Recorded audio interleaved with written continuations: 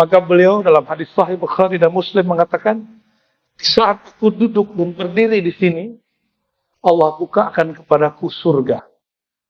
Lalu aku melihat siapa di sana. Lalu Allah bukakan kepadaku neraka, lalu Allah perlihatkan kepadaku siapa di sana.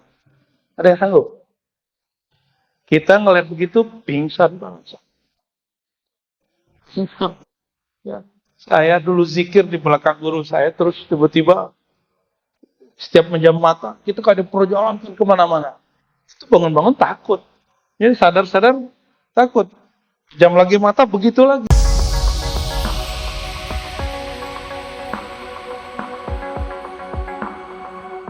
Itu oleh Imam Abu Daud diringkas jadi 400.000. Dari 400.000 diringkas jadi 4.000. Ini Imam Abu Daud yang menulis kitab Sunan Abi Daud. Kitab ketiga dalam ilmu hadis. Sahih Bukhari, Sahih Muslim, Sunan Abu Daud. Sunan itu jamak dari sunnah. Tapi kalau Sunan Kalijodo, Kalijaga, itu lain. Sunan itu pakai bahasa lama yaitu suhunan. Kalau sunan dalam bahasa Arab itu jamak dari sunnah, plural dari sunnah. Oleh Imam Nawawi, beliau ringkas lagi dalam inti ajaran Islam, maka beliau menemukan sekitar 2000-an hadis. Oleh Imam Abu Daud, diringkas lagi jadi 4 hadis. Pertama, innamal a'malu binniyat. Yang kedua, man ahdatsa. Pertama, amal itu tergantung niat. Oleh Imam Syafi'i 3 aja.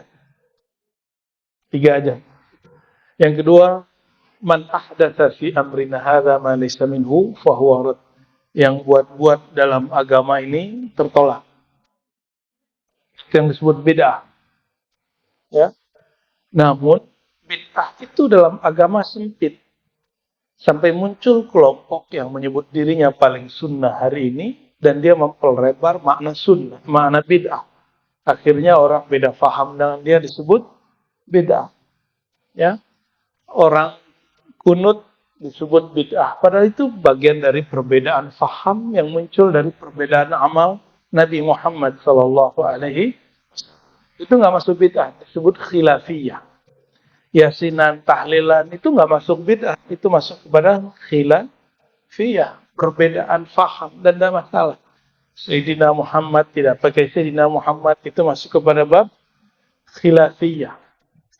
Tawassul, tidak tawassul, istighosah atau tidak, itu bukan masuk ke bab akidah. Mereka masukin ke bab akidah dan dianggap syirik. Jadi ada kesalahan dalam mendefinisikan bid'ah. Itu sebabnya sampai hari ini istilah bid'ah itu jadi ramai. Benar nggak? Ya, jadi ramai nggak sampai hari ini? Dan saya sudah lama sekali tidak mau membahas itu. Ya, semenjak 2021 itu jarang sekali mau membahas sunnah bid'ah. Tapi nampaknya harus dimulai lagi pembahasannya. Karena mulai hot lagi. Kalau 21, 22, dan 3 orang sibuk ngurus rohaninya karena diserang pandemi. Sekarang orang udah lupa lagi begituan. Sibuk lagi nyari kesalahan orang yang beda faham dengannya. Ini yang kita prihatin, tapi tidak apa-apa. Adanya kelompok itu mendorong kita kembali untuk membaca hal-hal yang selama ini kita tinggal. Kita syukuri saja ya. Alhamdulillah ala kulli hal wa fi kulli hal. Selevel Imam Nawawi itu mereka bid'ahkan, bayangkan coba. Imam Nawawi ini nggak ada yang sanggup menyesatkan dia. Karena Imam Nawawi mengikuti akidah Imam Ahlus Sunnah yang menurut mereka tidak Ahlus Sunnah. Imam Nawawi ini akidahnya akidah Imam Asy'ari. Kenapa orang-orang Ahlus Sunnah tidak berani mengatakan akidahku akidah Nabi Muhammad SAW? Karena nggak sopan. Cara sholatku, sholat Nabi Muhammad. Nggak sanggup kita. Makanya kita sebut sholatku mengikuti sholat Imam Syafi'i. Imam Syafi'i mengikuti gurunya Imam Malik. Imam Malik mengikuti gurunya Imam Nafi'. Imam Nafi' mengikuti gurunya sahabat Nabi Ibn Umar. Ibn Umar mengikuti sang maha guru Nabi Muhammad sallallahu alaihi wasallam. Jadi kita nggak sanggup langsung ke Nabi Muhammad sallallahu alaihi wasallam. Ada yang langsung ketemu Nabi sallallahu alaihi wasallam? Nggak ada yang langsung ketemu Nabi. Maka orang klaim akidah dia, mazhab dia langsung kepada Nabi, itu berat. Itu hanya terjadi pada ahli rohani yang mereka meyakini roh Nabi tidak mati. Nur Nabi abadi. Maka mereka masih jumpa dengan nurnya. Mereka sebut torikotnya torikot Muhammadi, itu wajar. Itu hanya bab nur, kema'rifatan. Bukan bab syariat. Bukan bab mazhab, bukan bab akidah. Ya, ada yang tahu sholat Nabi kayak gimana? Maka Imam Nawawi mengatakan berkali-kali, ya saya sampaikan ini, Nabi itu hanya mengatakan sallu kama ra'aitumuni usolli. Ini penting kita ulang-ulang. Salatlah kamu seperti kamu melihat aku. Apa penandaan Imam Nawawi dalam Syarah Majmu' ya, dan beberapa kitab yang lain yang saya ingat, kata beliau, Nabi enggak bicara sallu ka salati. Salatlah kamu seperti aku salat. Enggak sanggup tidak. Ada yang sanggup? Nabi baru takbir langsung surga neraka Allah buka. Maka beliau dalam hadis Sahih Bukhari dan Muslim mengatakan, di saat aku duduk dan berdiri di sini, Allah bukakan kepadaku surga. Lalu aku melihat siapa di sana.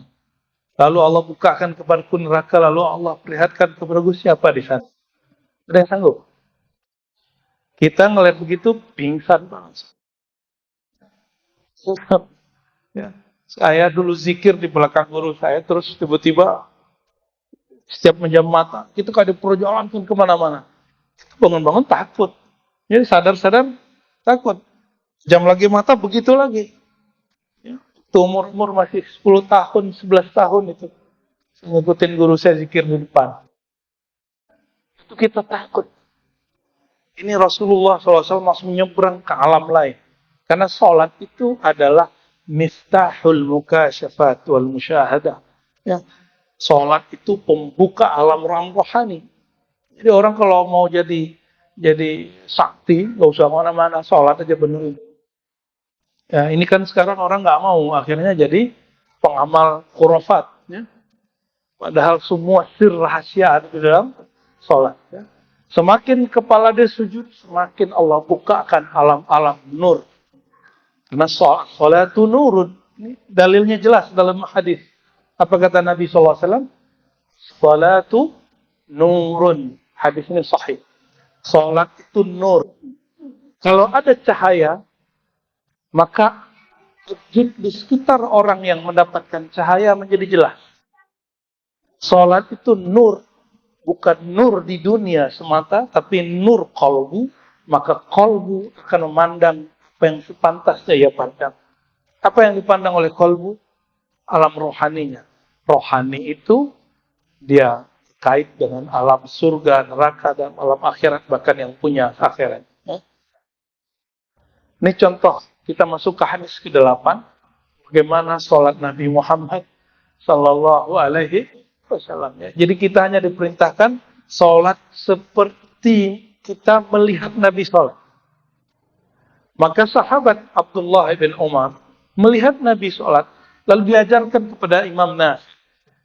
Imam Nafi' melihat gurunya Ibnu Umar sholat, dia ajarkan kepada muridnya Imam Malik. Imam Malik melihat gurunya sholat, maka dia ajarkan kepada Imam Syafi'i. Imam Syafi'i sholat diajarkan kepada Ahmad bin Hanbali. Di samping nanti ada Abu Hanifah, punya guru juga, Hamad. Sampai kepada Alqamah, Ibnu Mas'ud dan lain sebagainya. Ya. Mereka semua tidak mengklaim ini sholatnya Nabi sallallahu alaihi wasallam. Mereka hanya mengatakan ini yang kami riwayatkan, pelajari dari orang yang terhubung kepada Nabi Muhammad sallallahu alaihi wasallam. Itu yang disebut mazhab. Itu yang disebut manhaj. Maka mazhab bukan berarti sholat seperti ajaran agama Syafi'i. Enggak. Imam Syafi'i enggak buat agama baru. Ya.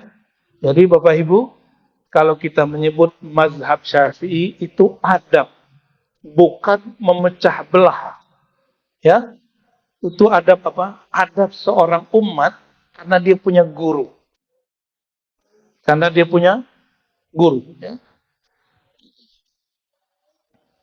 Di hadis ke-8 ini kita akan mendapati hadis yang sahih, hadis yang Muslim, hadis yang Bukhari mengenai bagaimana Rasulullah sholat kita nggak sanggup. Ya, ini selevel sahabat orang paling mulia setelah Nabi Muhammad Sallallahu Alaihi Wasallam tidak sanggup mengikuti sholat Nabi. Tapi ada beberapa yang mencoba ngikut. Nah, ini kalau di Ibnu Mas'ud menyebutkan ada yang tidak ikut. Nah, di sini ada yang ikut. Sebelumnya mari kita baca surah Al-Fatihah. Semoga Allah membuka kalbu fikiran kita semua berkat umul Quran, memberkahi pengarang kitab ini dan menghubungkan rohani kita dengan rohani Rasulullah SAW sehingga amalan kita terhubung bersambung dengan ajaran beliau. Al-Fatihah. Nah, Bismillahirrahmanirrahim. Shiratal ladzina an'amta alaihim.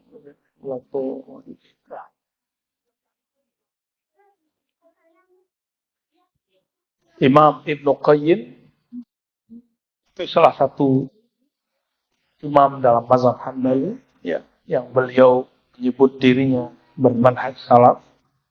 Ya, terlepas dari manhajnya, beliau menyebutkan rahasia Fatihah. Ya, menyebutkan rahasia suratul Fatihah. Salah satunya adalah qada'ul hajat, menunaikan hajat, dan hajat kita terbesar bukan lagi semata materi duniawi. Hajat kita terbesar adalah mengikuti sunnah Nabi Muhammad SAW. Dan ciri-ciri orang dapat hidayah, kalbunya kalau dengar hadis bercita-cita mengamalkannya. Ciri-ciri orang jauh dari hidayah, dia kalau dengar hadis Nabi, dengan Quran dia ngomong, susah ngikutinnya. Kalau ada orang kalam seperti itu, mintalah kepada Allah, ya, supaya Allah meluruskan kalbunya. Ya Allah, badina ila siratikal mustaqim. Dari Sayyidina Abi Abdullah Hudzaifah ibn al-Yaman al-Ansari, al-ma'ruf sahibi sirri Rasulullah SAW, yang dikenal dengan penyimpan rahasia Rasulullah SAW. Nama sahabatnya siapa? Hudzaifah ibn al-Yaman al-Ansari. Beliau ini orang yang menyimpan daftar ahli surga dan neraka yang Nabi ajarkan. Dan yang paling penting, belum menyimpan daftar orang-orang yang munafik. Nauzubillah min dzalik. Terakhir Sayyidina Abdullah Ibn Umar menceritakan ayahnya Umar. Sayyidina Umar, Nabi sudah wafat, sallallahu alaihi wasallam, Sayyidina Abu Bakar sudah wafat. Ada seseorang meninggal, lalu Sayyidina Abdullah bin Umar mengatakan, ini trik Umar aja. Ya Hudzaifah, ahuwa minhum, orang itu masuk bagian dari daftar munafik atau tidak, ahli neraka atau tidak. Hudzaifah cuma bilang, Hudzaifah ditanya begitu, Sayyidina Umar langsung memanfaatkan. Masuk nggak? Ya, ini kesempatan. Jadi selama sekian tahun dia menunggu, sampai kesempatan, ya masuk. Dan dia keceplosan bilang, tidak, engkau nggak masuk. Padahal Sayyidina Umar sudah dapat riwayat hadis bahwa Abu Bakar fil jannah, Umar fil jannah, Utsman fil jannah, Ali fil jannah. Sudah ada hadis begitu. 10 orang yang dijamin masuk surga. Tapi itu versi salah satu sahabat yang dengar. Dia ingin dengar versi yang lain. Maka Sayyidina Umar, selevel dia, mesti ingin memastikan dirinya orang yang munafik atau tidak. Munafik, dia khawatir. Dan aneh, hari ini orang baru ngaji beberapa kali sudah merasa tidak munafik. Cuma karena beda pilihan politik sudah merasa yang beda politik dengan dia munafik. Cuma beda manhaj mazhab, beda thariqah, beda pergerakan, yang lain dianggap munafik. Nauzubillah min dzalik. Sayyidina Hudzaifah, ini menyebut sahabat dengan Sayyidina, saya ambil dari guru saya, Al-Muhaddis, Kiai Ali Mustafa Yaqub, dan juga guru beliau yang juga saya mengambil ilmu kepada beliau, orang Suriah, Syekh Hasan itu, beliau kalau menyebut nama sahabat selalu menyebut Sayyidina. Ya, berdasarkan hadis Sahih Bukhari bahwa Nabi SAW menggelarkan sahabat Nabi dengan kata Sayyid. Ya. Ketika ada Sa'ad bin Mu'az, Sa'ad bin Mu'az ini datang kepada baginda SAW, lalu beliau mengatakan, hadis Bukhari, Qumu li sayyidikum, berdirilah hormati sayyid kamu. Maka ini ada hadis yang melarang berdiri menghormati orang, ada hadis yang menyuruh berdiri menghormati orang. Oleh Imam Nawawi, itu dianggap anugerah. Perbedaan hadis ini anugerah, kenapa? Menyuruh berdiri, ini bab adab, melarang berdiri, itu bab tawadhu. Tergantung ngambil yang mana. Hadisnya lebih sahih yang menyuruh berdiri. Disebutkan itu, kum li sayyidikum. Berdirilah untuk sayyid kamu, yaitu Sa'ad ibn Mu'az. Jadi Nabi menyebut Sayyidina Mu'az, kira-kira begitu, Sayyidi Mu'az. Berdasarkan itu, sanad ulama-ulama, kami ngambil sanad juga dari ulama India, Syekh Khaja Syarif, beliau dari guru-gurunya Doi Bandi dan beberapa macam yang berhubung kepada ulama Madinah, dan mereka selalu menyebut nama sahabat dengan sebutan Sayyidina. Dan ini tidak berkaitan dengan akidah, tidak berkaitan dengan fiqh, ini berkaitan dengan adab. Boleh dipakai, boleh tidak. Ya. Saya memilih dan mulai membiasakan untuk memakai, untuk membedakan antara kita dengan kelompok Syiah yang mereka hanya mensayyidinakan Sayyidina Ali dan orang-orang Ahlul Bait. Nah, dan kita mengatakan Sayyidina tidak hanya kepada Ahlul Bait, tapi juga kepada sahabat Nabi, istri Nabi, radhiyallahu ta'ala anhum ajma'in. Apa kata Sayyidina Mu'az? Sallaitu ma'an Nabi sallallahu alaihi wasallam dzata lailah. Aku salat malam hari bersama Nabi. Ya, sallallahu alaihi wasallam. Ini salat apa? Ini salat malam. Qiyamul lail, bukan salat isya. Faftatahal Baqarah. Nah, dan ini dalil bahwa tahajud boleh jamaah. Jadi ada orang tanya, kami dibitahkan seorang ustaz buat qiyamul lail berjamaah, witir berjamaah. Maka saya kasih ini hadisnya. Sayyidina Hudzaifah menceritakan bahwa dirinya bermakmum mengikuti baginda sallallahu alaihi wasallam untuk salat malam. Zata lailah, menunjukkan ini tengah malam. Faqultu yarka' indal mi'ah. Aku mengira Nabi SAW sujud di hadis yang di ayat yang ke-100. Ayat ke-100 itu panjang nggak tuh di surah Al-Baqarah? Panjang ya? Summa madha, tahu-tahu Nabi lanjut. Ya, faqultu yarka' biha. Kayaknya ya Nabi bakal sujud kalau selesai 280 berapa surat Al-Baqarah? 200 berapa? 80 berapa? 80 berapa ya? Itu surat terpanjang. 286. Ya, surat Al-Baqarah, surat sapi betina. Kata Sayyidina Mu'az, Sayyidina Hudzaifah, Nabi kayaknya sujud di ujung surat. Ternyata Nabi lanjut. Dan lanjutnya bukan ke Ali Imran, lanjutnya ke An-Nisa. Kalau sudah Al-Baqarah surat apa? Ali Imran. Ali Imran artinya keluarga Imran. Lalu Nabi menyelesaikan satu surat lagi, yaitu An-Nisa. Bisa panjang sekali. Baru mundur kepada surat Al-Imran. Dulu kan mushaf belum ditulis seperti sekarang. Nah, ini dalil bahwa boleh memajukan, memundurkan satu surat tapi bukan dalam satu surat, tapi antar surat. Jadi jangan baca ayat 100, terus habis itu baca ayat 10. Itu nggak boleh. Tapi surat Al-Baqarah, loncat ke Ar-Ra'd, balik lagi ke At-Taubah itu boleh. Ya. Jadi nomor suratnya boleh ditukar. Tapi nomor ayat tidak boleh dibalik. Karena yang tauqifi, yang berasal langsung dari baginda SAW, itu susunan ayat.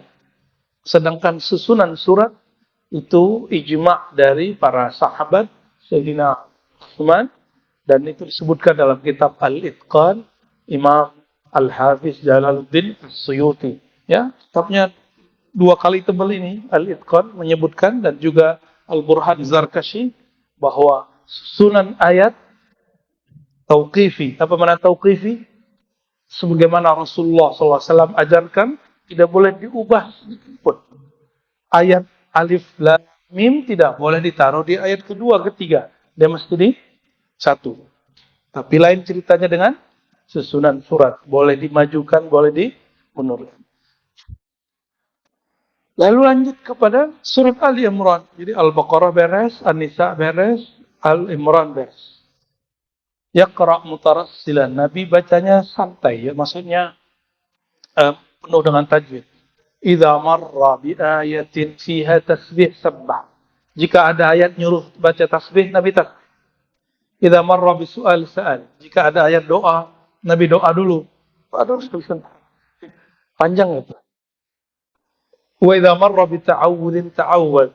Jika ada ayat menyuruh berlindunglah, maka Nabi berlindung dulu, berdoa dulu. Berdasarkan ini, ya, boleh membubuhkan doa dalam bahasa Arab tentunya pada ayat-ayat tertentu, meskipun doa itu tidak pernah kita temui dalam hadis Nabi sallallahu alaihi wasallam. Yang penting doanya berkaitan dengan ayatnya. Ini dalilnya, ya.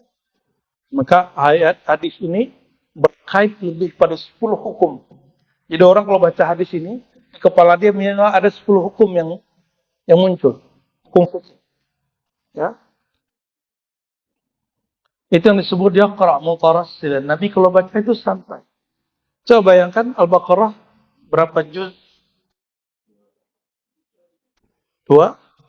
2,5. Ditambah Ali Imran, ditambah An-Nisa. Ini dibalik. An-Nisa dulu, Ali Imran dulu. Itu berapa juz? 5 juz. Ya. Berdasar itu muncullah nanti sampai Maidah bahkan namanya Fami Bisyauq. Jadi ada satu metode baca Quran biasa diamalkan oleh para ulama kita di musim khatam Quran bagi orang yang tidak pergi haji. Itu dimulai dari awal Zulhijjah. Ini tanggal berapa Zulqa'dah? 23. Jadi awal Zulqa'dah dimulai Fami, Fa, Fatihah sampai dibaca hari itu selesai Mim Al-Ma'idah. Jadi ini sampai kepada surat An-Nisa, ya, dan pembukaan beberapa ayat dari Al-Ma'idah. Fami bi syauqin. Jadi nanti sampai kepada surat Al-Alaq atau Al-Falaq sampai ke belakang.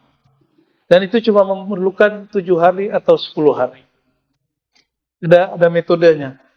30 juz dalam 10 hari atau dalam 7 hari dibagi dalam huruf itu. Fa al-Fatihah, Mim al-Ma'idah, terus sampai terakhir. Berdasarkan hadis ini. Berdasarkan hadis. Jadi istilah Fahmi Bisyauqin salah satu thariqah atau tata cara hafiz Quran menghafalkan atau mengtakrir bacaan Quran. Jadi Bapak Ibu, mentakrir Quran itu pun ada thariqahnya. Bukan thariqah sufi, bukan. Ada mazhabnya. Sayyidina Utsman setiap hari dia khatam 8 kali. Mungkin? Di otak? Nggak mungkin.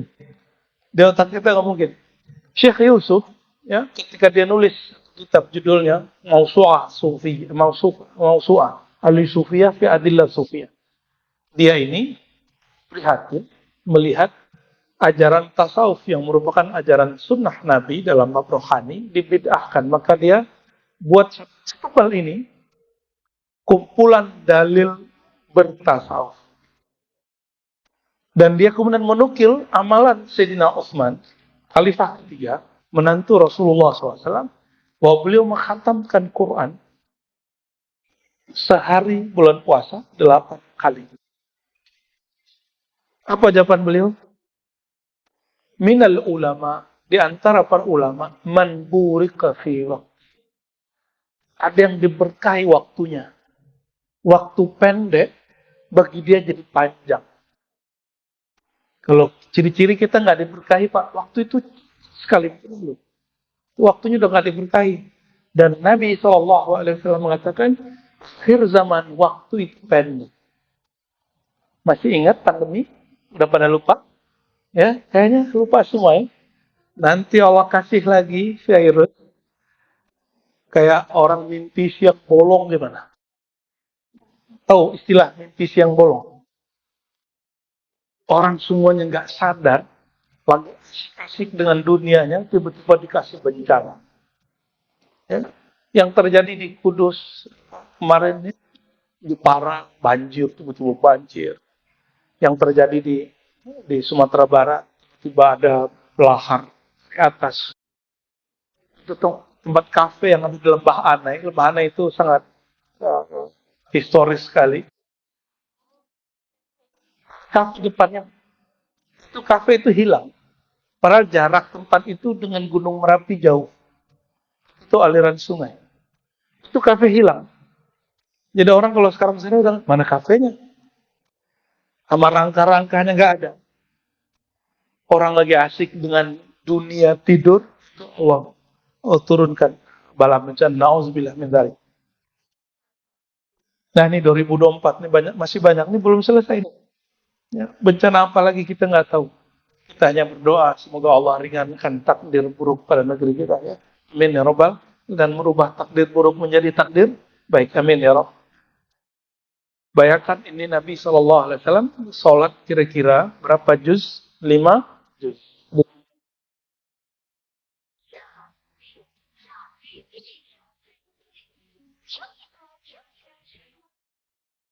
5 juz, 1 juz habis berapa jam, Pak? 1 jam? Oke, berarti ini 5 jam. Ini disebut yaqra' mutarassilan. Nabi baca santai. Cara baca Quran itu ada yang murattal. Murattal itu bukan cepat-cepat. Ini kebanyakan orang Indonesia karena baca Qurannya suka didangdutin. Maka baca Fatihahnya lama kali ya. Padahal baca Quran itu rileks santai, memberikan hak huruf, hak mat tajwid sesuai dengan haknya. Itu disebut membaca penuh dengan tajwid. Mujawwadan. Sekarang orang nyebutnya ilmu tahsin. Padahal itu namanya ilmu tajwid. Tajwid itu terjemahannya tahsinul Quran. Mentahsin, mengindahkan Quran. Cuma karena istilah tajwid ini sudah kuno, orang ganti di Indonesia menjadi ilmu tahsin. Dulu kita di sini waktu pandemi bingung mau ngapain ya Pak Arif ya. Kita tahsin Quran kita di sini. Ya. Baru kemudian baca Rotibul Haddad tiap malam minggu ya. Orang pada semua diplang-plang, kita ngumpul-ngumpul baca Rotibul Haddad. Alhamdulillah Allah jaga beberapa waktu. Setahun itulah. Lalu Nabi SAW membolehkan baca Quran yang disebut membaca cepat. Ya. Ada yang syarat atau apa istilahnya bil hadar. Ya. Membaca cepat. Membaca cepat itu kedengaran nama orang. Sama kita enggak. Itu untuk orang ahlul aurat wal hizb. Maka Quran itu di pinggirnya ada istilahnya hizib. Ya, benar ya? Di pinggir Quran itu dulu penanda wiridan ahlil Quran. Karena wirid paling afdal adalah Al-Quran. Nggak ada lagi. Afdalul aurat Al-Quran wa afdalul dzikri la ilaha illallah. Ini ijma' ulama ahli sunnah. Wirid paling tinggi Quran. Zikir paling tinggi la ilaha illallah. Doa paling cepat alhamdulillah. Itu berdasarkan hadis Nabi, hadis Imam Tirmidzi. Jadi ada yang baca apa tadi? Mutarassilan. Nah, mutarassilan ini yang rileks.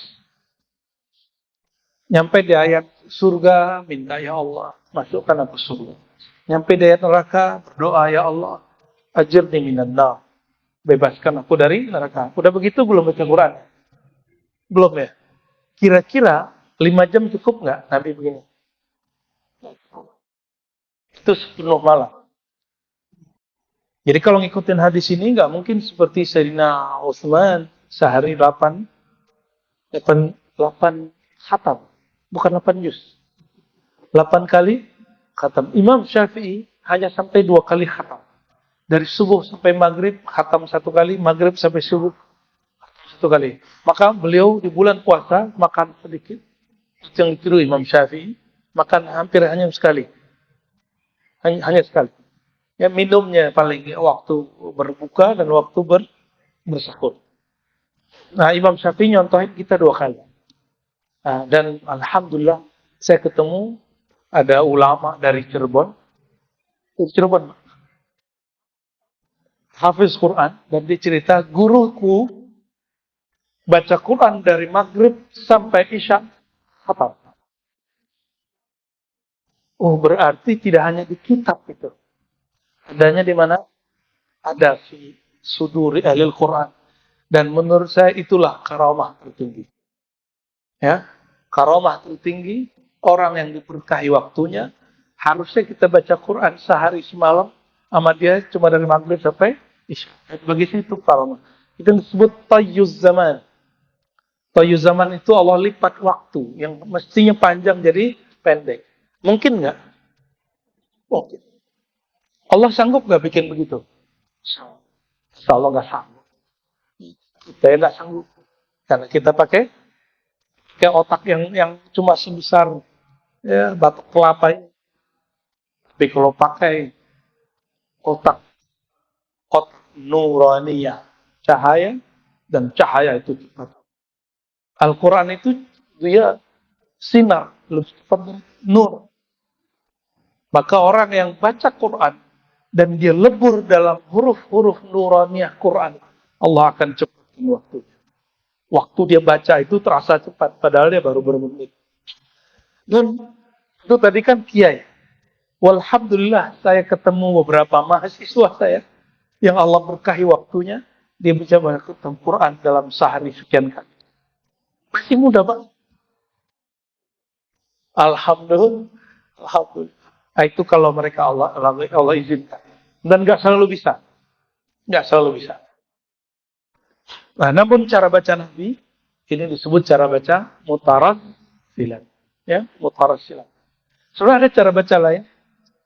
Kadang-kadang Nabi SAW ambil satu ayat lalu dibaca dari awal sholat setelah Fatihah sampai kemudian beliau selesai memaknai ayat itu. Begitu juga Imam Syafi'i, ketika beliau sholat, beliau ambil satu ayat dan beliau maknai sampai selesai, udah selesai memahaminya baru ruku. Ya, dan itu boleh. Lalu raka'a, beliau ruku, faja'ala yaqul subhana rabbiyal azim. Lalu beliau ruku, fa kana ruku nahwan min qiyamih. Rukunya juga lama. Sama guru kami dulu diartikan harfiah. Rukunya kira-kira sama dengan berdirinya. Kalau berdirinya tadi 5 jam, enggak, itu terjemahan mubalah. Yang pas terjemahannya adalah rukunya sangat lama. Maka boleh baca subhana rabbil a'la mulai dari sekali, 3 kali, sampai tak terhingga. Dan itu tidak beda. Ini dalilnya. Nabi baca subhana rabbil a'la, subhana rabbil azim, itu lama sekali. Begitu juga beliau sami Allahu liman hamidah rabbana lakal hamdu, tsumma qama qiyaman tawilan qariban mimma raka'a. Lalu setelah baca rabbana lakal hamdu, tidak langsung ruku. Kita kan langsung ruku ya? Sekarang belum selesai baca udah ruku duluan. Rabbana lakal hamdu, langsung ruku duluan. Di mazhab Syafi'i nggak ada begitu. Tapi Imam Abu Hanifah meriwayatkan itu. Maka di riwayat Abu Hanifah berdiri langsung sujud. Begitu ya beberapa keterangan kita baca. Namun kita nggak mengamalkan itu. Kita mengamalkan hadis ini bahwa berdiri dulu. Apa kira-kira yang Nabi baca? Wallahu a'lam. Dalam riwayat lain, dalam sholat wajib, tiba-tiba ada seorang sahabat baca lagi sujud. Lagi dia tidak. Rabbana lakal hamdu hamdan thayyiban katsiran mubarakan fi. Nabi tidak pernah ajarkan, tapi dia baca di dalam sholat. Dan setelah sholat, Nabi puji dan katakan, bacaanmu diperebutkan 30. Riwayat Nasai menyebutkan ada 12. 12 malaikat memperebutkan bacaanmu. Ini dalil bahwa sahabat itu ketika membaca satu kalimat yang Nabi tidak baca, selama isinya sama dengan yang Nabi suruh, maka itu boleh. Nah, disinilah kritik terhadap Syekh Albani yang mengharamkan atau bukan mengharamkan, membid'ahkan baca Sayyidina Muhammad. Hanya cukup Muhammad. Tidak usah Sayyidina. Tapi itu perbedaan. Ya, perbedaan ini jangan sampai buat kita berpecah belah. Dan dia juga membid'ahkan lagi membaca, ya, tidak boleh lagi baca Assalamualaikum ya ayuhan Nabi. Nabi sudah mati katanya. Ini kata Syekh Albani dalam sifat salat Nabi. Apa kata dia? Nggak boleh baca Assalamualaikum. Salam atas engkau wahai Nabi, karena Nabi sudah meninggal. Dia memakai riwayat Ibnu Mas'ud. Ibnu Mas'ud setelah Nabi meninggal mengganti bacanya Assalamu ala Nabi. Bukan Assalamualaikum ya ayuhan Nabi. Tapi riwayat Ibnu Mas'ud tidak diikuti oleh Ibnu Abbas, tidak diikuti oleh Ibnu Umar, tidak diikuti oleh Abu Hurairah. Kenapa? Harus ikut pandangan itu. Nah, di sini kemudian ulama kita di Syam mengkritisi Syekh Albani dalam sifat salat. Kita pulangkan semuanya kepada Allah.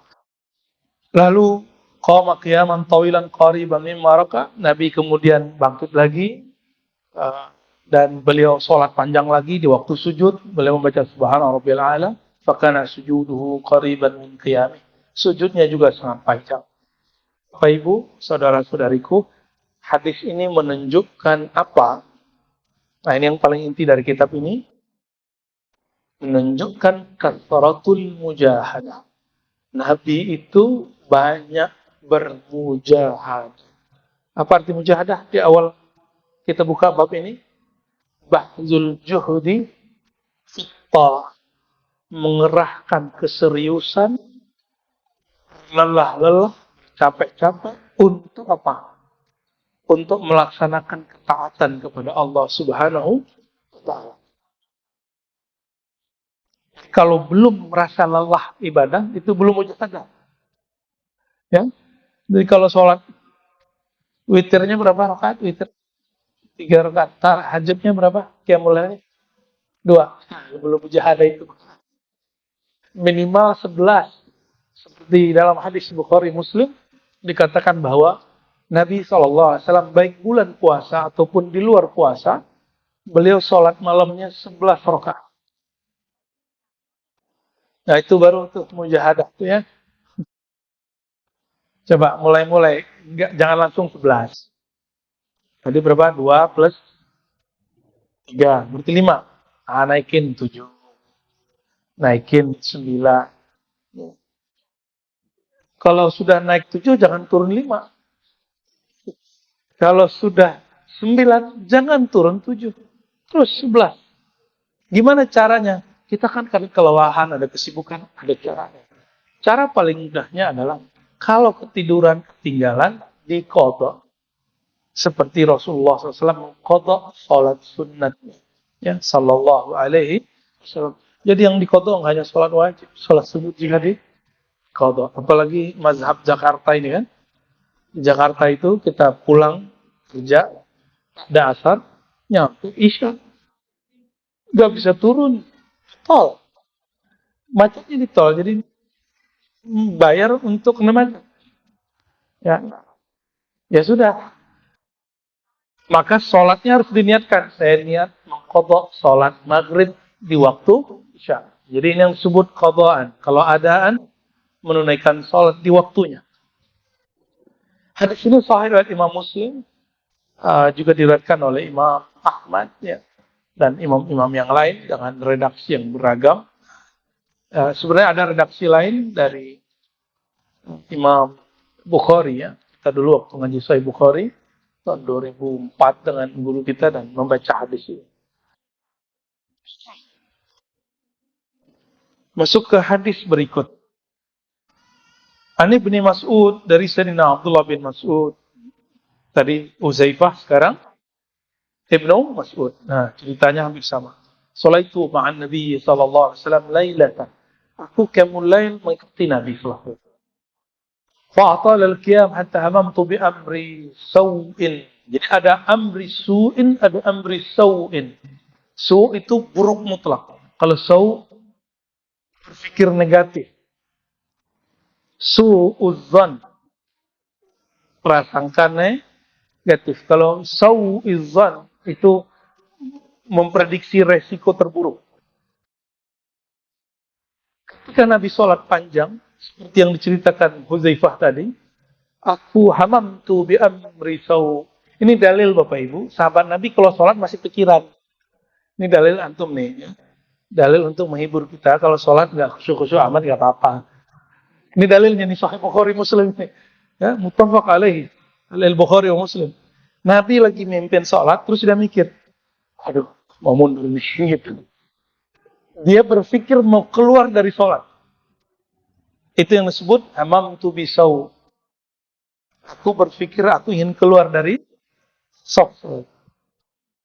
Wa ma hamamtu bihi qala wa ma hamamta bihi hamamtu an ajlis wa ada'u.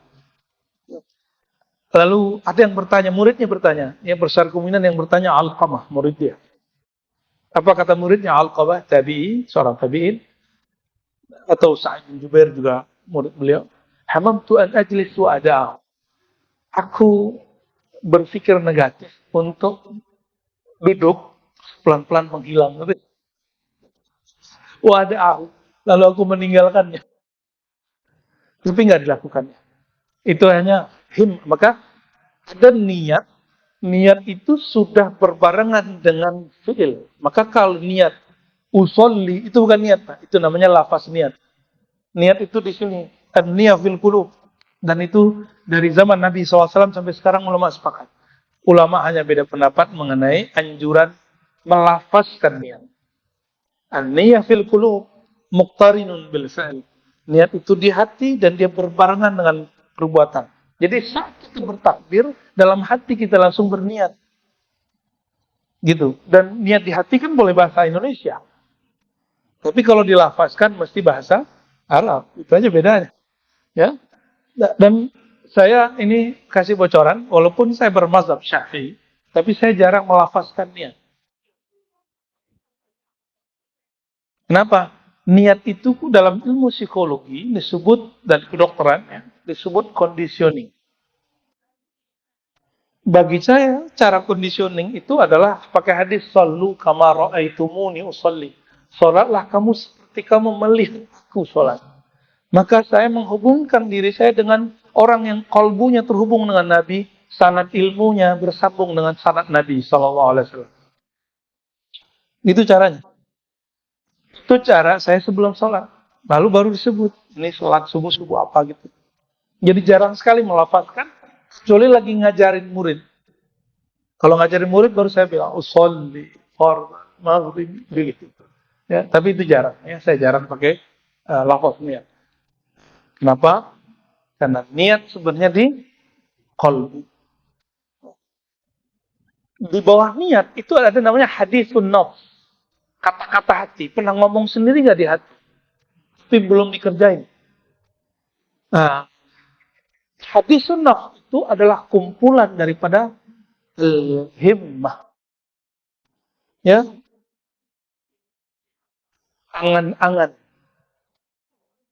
Nah, orang baru berangan-angan untuk mundur sholat, seperti Ibnu Mas'ud, itu tidak berdosa dan sholatnya sah. Dan ini juga kabar gembira bahwa selevel sahabat Nabi radhiyallahu taala anhum dalam salat pun tidak khusyuk-khusyuk amat. Ya, ini dalilnya. Ya. Jadi antum kalau lagi bayangkan, saya cuma pakai salat itu pakai surat Al-Munafiqun, itu di belakang udah mulai mikir. Aduh, panjang. Gimana kita pakai surat Al-Baqarah? Saya udah nggak pernah lagi sholat itu satu juz itu udah nggak pernah. Dulu waktu kita masih remaja itu, lagi jos tuh ya, baca sholat satu rakaat, nggak baca di depan, hafalan satu juz. Sama juga ya, sholat satu juz itu nih kan. Saya pikir gini, kalau begini 30 hari khatam Quran. Kalau 2 kali berdiri 2 juz berarti 15 hari. Disitulah kita paham kenapa para imam itu bisa khatam Quran. Karena sholatnya banyak. Contoh. Imam Abu Hanifah sehari sholatnya 100 rakaat. 100 rakaat sunnah. Di luar sholat wajib. Imam Ahmad itu sholat sebelum beliau menikah dan sebelum sibuk 300 rakaat. Jika sudah menikah, punya anak dan sudah mulai tua, setengah 150 rakaat. Itu banyak apa dikit? Maka ulama salafun salih yahtatimuna al-Quran salat aktsar min ghairi salat. Mereka menghatamkan Quran lebih sering di dalam salat daripada di luar. Nah, coba sekali seumur hidup nanti khatam Qurannya di dalam salat. Coba deh. Pas mau nyampe juz 30, buka aja Quran di depan, taruh pakai standing Quran. Ya. Nanti baca dari awal sampai akhir. Lalu kan ya Allah, alhamdulillah, ini awal pertamaku khatam Quran di dalam salat. Itulah dalul awqat, waktu terbaik khatam Quran. Dikatakan juga oleh Imam Nawawi dalam kitab Tibyan, ya. Baik. Hadis yang ke-10, ke-9, an Sayyidina Anas radhiyallahu taala anhu an Rasulillah sallallahu alaihi wasallam. Tadi ada Huzaifah, ada Ibnu Mas'ud. Ibnu Mas'ud itu beliau yang memegang qiraat. Jadi bacaan Quran Bapak Ibu, ini mohon maaf kalau masih ada yang membid'ahkan mazhab. Mazhab itu cara memahami dan mengamalkan sunnah. Kita ikut Bukhari aja. Tunggu. Imam Bukhari hanya meriwayatkan sunnah. Bukan imam yang merumuskan cara mengamalkan. Jika Imam Bukhari Al-Humaydi, itulah hadis pertama di Sahih Bukhari, belum meriwayatkan hadis innamal a'malu binniyat dari gurunya yang merupakan asisten Imam Syafi'i namanya Al-Humaydi. Imam Humaydi ini tinggal di Mekah. Imam Bukhari tinggal di Bukhara. Jauh gak? Ya, nggak ada pesawat loh Pak. Dan dia berangkat ke Mekah karena dengar di Mekah ada murid Syafi'i yang meriwayatkan hadis Nabi namanya Humaydi. Nah, itu yang disebut Rihlatul Muhaddisin. Rihlah ahli hadis. Alhamdulillah saya rihlah ahli hadis ke beberapa tempat mengikuti Imam Bukhari dan membaca Sahih Bukhari di Masjid Imam Bukhari. Alhamdulillahirabbil alamin. Nah, Imam Ibnu Mas'ud beliau tidak hanya meriwayatkan hadis, beliau meriwayatkan cara baca Quran. Nah, Bapak Ibu, Quran yang dibaca oleh imam kita tadi, waktu sampai di Malik Yaumiddin, itu panjang ya. Itu cara bacanya oleh Ibnu Mas'ud boleh. Malik Yaumiddin. Kita kebanyakan sholat selalu wakaf di Siratal ladzina an'amta 'alaihim. Tapi qiraat umum yang kita pakai itu qiraat Imam Asim dari yang diriwayatkan oleh Imam Hafiz itu tidak berhenti. Lanjut. Jadi ini biasakan kalau imam-imam nanti saya lupa di sini pakai qiraat apa ini ya? Hafiz bukan? Hafiz dari Asim. Maka kalau baca Siratal ladzina an'amta 'alaihim ghairil maghdubi 'alaihim. Terus sampai akhir jadi tidak diwakaf di Siratal ladzina an'amta 'alaihim. Kenapa? Karena para sahabat tidak membaca seperti itu. Para sahabat membaca diterima dari qalbu Nabi Muhammad SAW, itu diwasal, disambung. Oke. Nah, kalau nafas gak sanggup gimana? Mulai dari awal. Jadi, siratal ladzina an'amta 'alaihim, berhenti, ulang lagi. Gitu caranya. Ya, boleh diulang. Atau berhenti di ghairil maghdubi 'alaihim, habis suara ulang lagi dari depan. Itu boleh, ya, tidak masalah. Nah, Sayyidina Abdullah bin Mas'ud, beliau adalah imam qiraat Quran. Ketika Sayyidina Utsman mengumpulkan mushaf menjadi satu, bukan satu ya, 6 masahif, dipimpin oleh sahabat Nabi namanya Zaid bin Thabit. Zaid bin Thabit itu sahabat muda, tapi baca Qurannya paling bagus. Zaid bin Thabit jauh lebih muda dari Ibnu Mas'ud. Waktu Ibnu Mas'ud hafal Quran, Zaid masih main-main, masih main gundu, masih main layang-layangan. Ketika Sayyidina Abdullah bin Mas'ud dilarang mengajarkan Quran oleh sebagian orang dan disuruh mengikuti bacaan Utsman atau Zaid, apa jawaban beliau? Apakah kau menyuruh aku baca Quran yang diambil Qurannya dari bocah kecil yang saat dia masih main layang-layang saya sudah hafal Quran? Wa talaqaitu an Nabi sallallahu alaihi wasallam min fi Rasulillah sallallahu alaihi wasallam 70 surah. Ya, aku langsung menerima dari Nabi 70-an surat.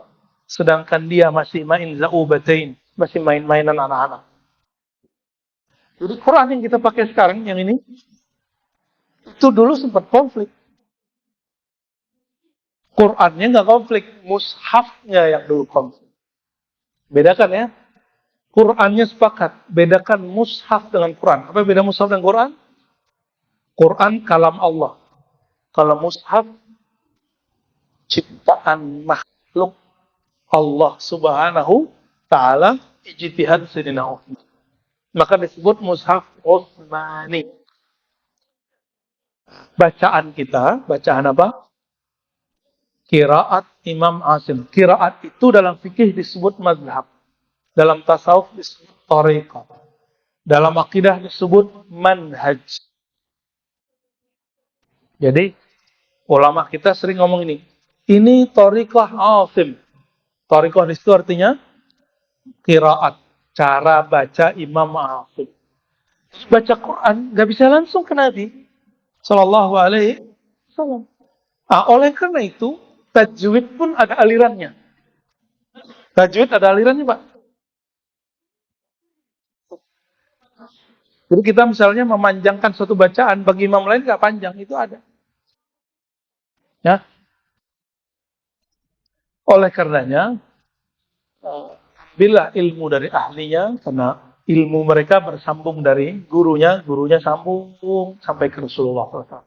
Di IKI-PTIQ, yang kebetulan saya ngajar di Paskanya, itu ada beberapa kiai senior, ya, yang nulis Maisuro itu. Siapa namanya, Ustazah?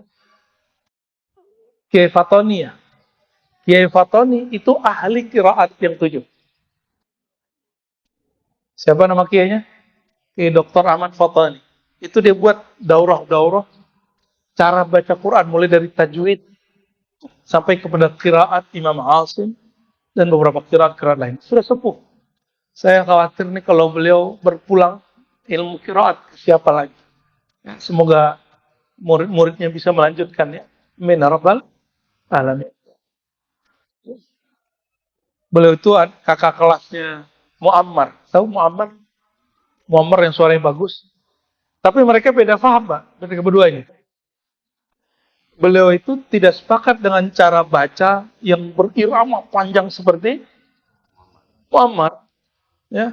Karena dulu seorang syekh dari Mesir yang ngajar di PTIQ kan dulu sama satu. Oleh Syekh Ibrahim Hussein, Kiai. Itu dulu ulama Mesirnya oleh ulama yang lain disebut ahli bid'ah. Bahkan disebut syaitan. Kenapa? Matnya jadi panjang. Bismillahirrahmanirrahim. Jadi paham gitu. Ya, ulama tertentu agak ketat.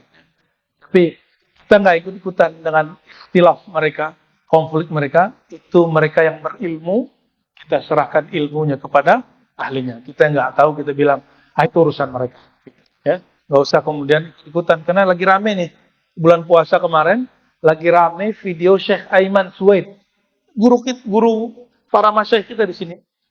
Ya, Syekh Aiman Suwaid itu mengharapkan irama dalam Quran. Tapi itu beda dengan kawan-kawannya di Mesir, ya. Nah, kita nggak ngikut perdebatan mereka, kita doakan saja mereka baik-baik saja. Hadis yang ke-10, ya, dari Anas, dari Nabi SAW, yatba'ul maita thalatha. Kalau orang mati, maka yang mengikuti dia bukan lagi anak istrinya, bahkan pengikutnya nggak ada yang ikut. Anaknya nggak ada yang ikut dia, rumahnya nggak ada yang ikut dia.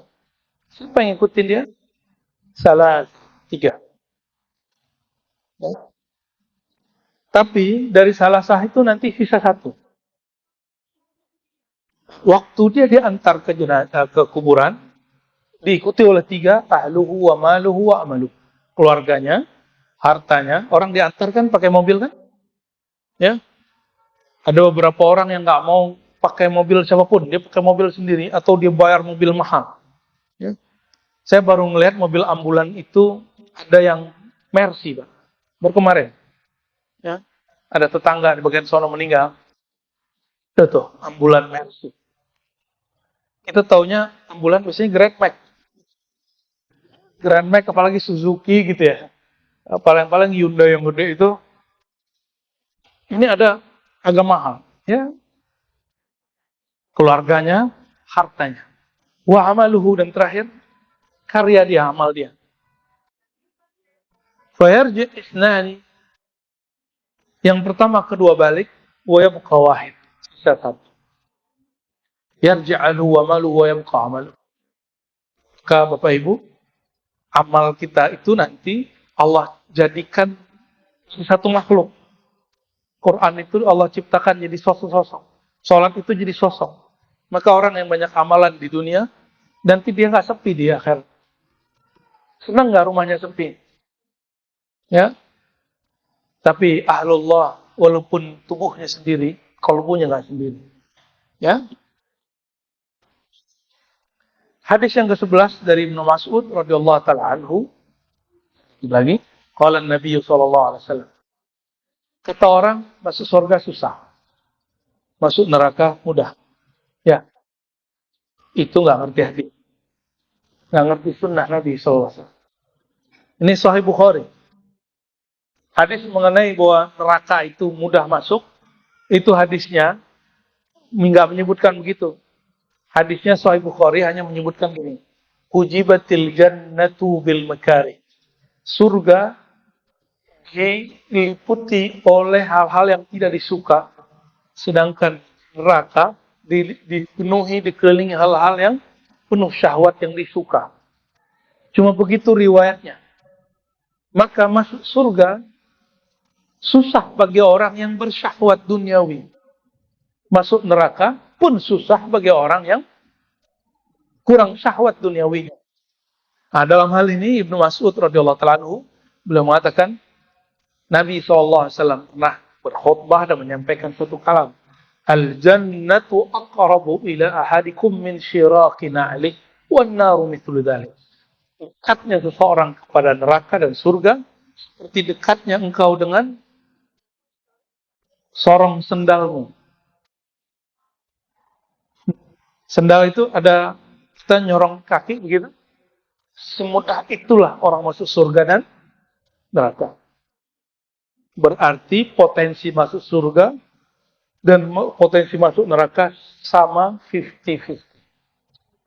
Tidak seperti yang dibayangkan bahwa surga neraka lebih mudah masuk neraka daripada masuk surga. Ya, coba baca subhanallah. Coba baca. Mudah nggak? Mudah? Yes. Coba baca lagi. La ilaha illallah. Tiada yang berhak disembah kecuali mudah itu pasti masuk surga itu. Ya, Jaminannya bukan saya. Jaminannya Rasulullah SAW. Maka kata beliau, man qala la ilaha illallah dakhala al-jannah. Siapa yang baca la ilaha illallah pasti masuk surga. La ilaha illallah itu kan berat, Ustaz. Apa yang berat? Kalau Allah memudahkan, kenapa engkau beratkan? La ilaha illallah itu kan ada musyahadah, mukasyafah, tajalilha. Jangan menyulit-nyulitkan agama. Itu pengalaman rohani, bukan persaksian. Kalau persaksian, ada tingkatannya. Pertama, minimal tasdik. Mempercayai. Yang kedua, mencarikan dalilnya. Yang ketiga, baru menyaksikan dengan rohani. Nah, menyaksikan rohani, ini sifatnya pengalaman. Pak, mesti kita maksain orang menyaksikan Allah. Seperti kita menyaksikan Allah. Ya. Oleh karenanya, Bapak Ibu, masuk surga sangatlah mudah. Sebagaimana masuk neraka sangatlah mudah. Hujat saja Allah, hujat saja Rasulullah. Hina saja sholat subuh. Ya. Hina saja Quran. Gampang tuh masuk neraka. Katakan ada ilah, Tuhan selain Allah. Udah masuk neraka. Semudah itu masuk neraka. Ya. Hadis terakhir pada pagi ini dari Rabi'ah Ka'ab al-Aslami, khadim Rasulullah SAW, dan juga ahli sufah. Ahli sufah ini santri Rasulullah SAW. Kuntu abitu ma'an Nabi SAW, ma'a Rasulullah SAW. Aku menginap mabit bersama Nabi SAW.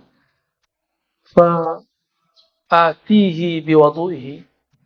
Aku dulu nggak ada keran. Maka orang dulu kalau berwudu itu pakai wadu, bukan wadu orang Depok. Wadu orang Depok itu danau, Pak. Wadu bahasa Arab artinya tempat menyimpan air wudu.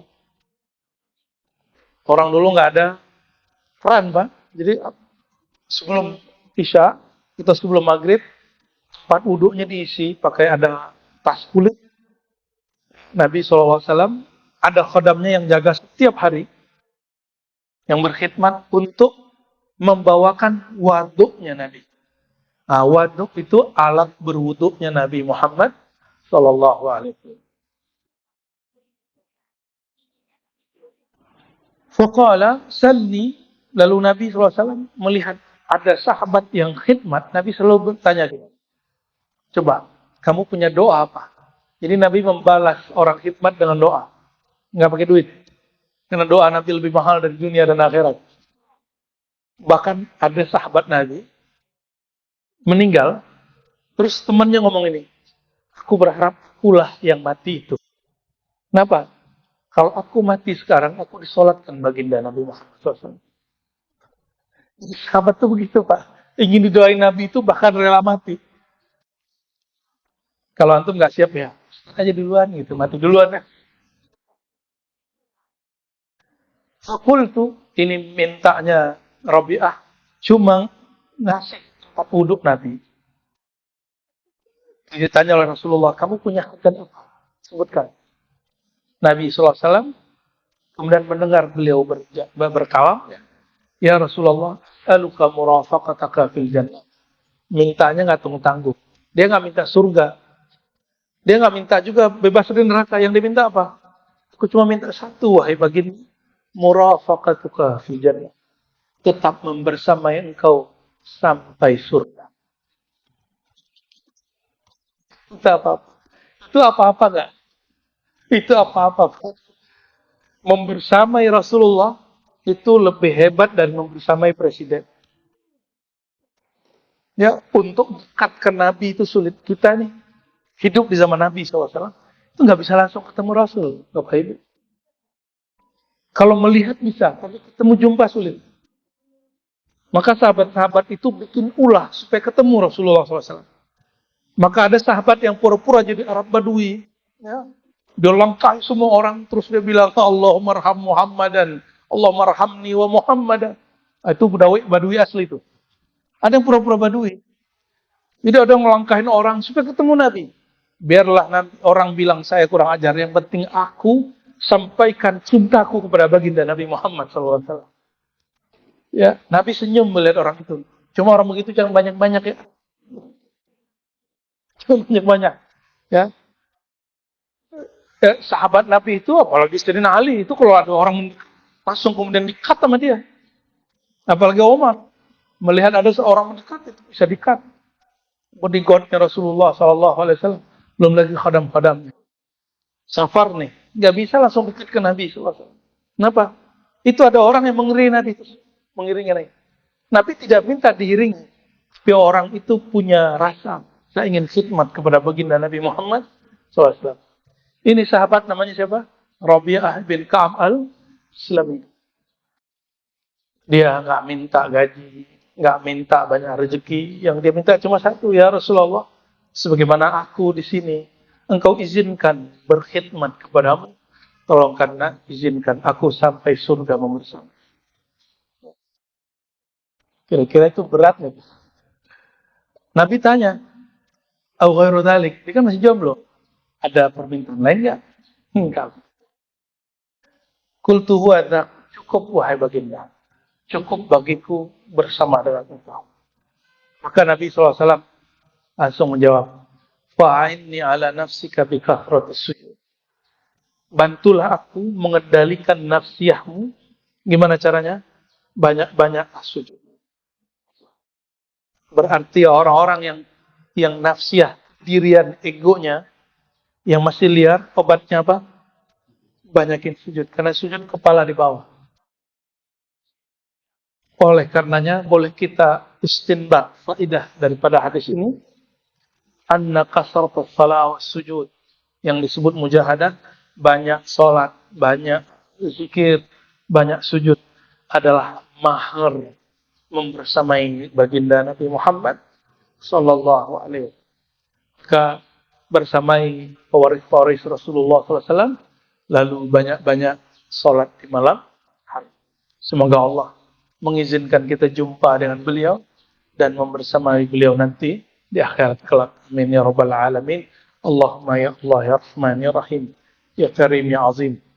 Nas'aluka an tusalli ala syafi'ina nabiyina Muhammad SAW. Ya Allah, kami memohon ya Allah yang Maha Rahman, Maha Rahim, ya Karim, agar Engkau melimpahkan kemurahan, salawat kepada baginda Nabi Muhammad SAW, sehingga nur beliau melimpah kepada kami di dunia ini dan di akhirat, sehingga hidup kami di dunia penuh dengan keberkahan dan di akhirat mendapatkan syafaat baginda Nabi Muhammad SAW. Allahumma ya Allah, di saat semua umat sedang mencari penolongnya di akhirat, umat Nabi Adam mencari Nabi Adam, umat-umat Nabi Nuh mencari Nabi Nuh, umat Nabi Musa mencari Nabi Musa, bahkan semuanya mencari nabi-nabi mereka. Maka izinkan kami tidak perlu berpusing mencari siapapun kecuali langsung membersamai baginda Nabi Muhammad sallallahu alaihi wasallam. Allahumma ya Allah, ketika kami dihisab ya Allah, izinkan Nabi Muhammad sallallahu alaihi wasallam memberi syafaat kami sehingga kami dihisab dengan mudah dan ringan ya Allah. Fahasibna hisaban yasira, dan hisablah kami dengan hisab yang mudah ya Allah. Jika kami ditimbang ya Allah, izinkan nama Engkau, nur Engkau terus kekal abadi dalam lembaran amal kami, sehingga amal-amal tersebut memberati semua yang ada pada diri kami, sehingga Engkau memandang kami dengan penuh ridha-Mu ya Allah. Ya Allahumma ya Rahman ya Rahim, ajirna anin nar, ajirna anin nar ya Allah. Ketika kami melewati sirat-Mu, izinkan kami untuk selamat sampai ke hadapan surga dan bebaskan kami dari neraka-Mu bi'izzatika wa jalalika wa rahmatika ya Rahman ya Rahim. Allahumma syfa'na, Allahumma syfa' man kana ma'ana. Ya Allah, beri syafaat kami dan beri syafaat siapa yang hadir bersama kami, yang ikut ngaji bersama kami. Amin ya rabbal alamin. Rabbana atina fid dunya hasanah wa fil akhirati hasanah wa qina adzabannar. Sallallahu ala sayyidina Muhammad walhamdulillahi rabbil alamin. Subhanakallahumma wa bihamdika asyhadu an la